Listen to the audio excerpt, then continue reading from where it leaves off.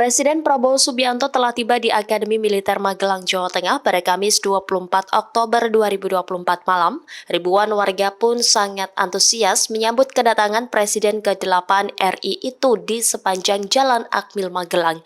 Adapun Prabowo tiba sekira pukul 17.57 waktu Indonesia Barat menggunakan mobil maung Garuda. Di depan Akmil, Prabowo sempat memperlambat laju kendaraan dan keluar dari sunroof maung untuk menyapa dan melambaikan tangan kepada warga.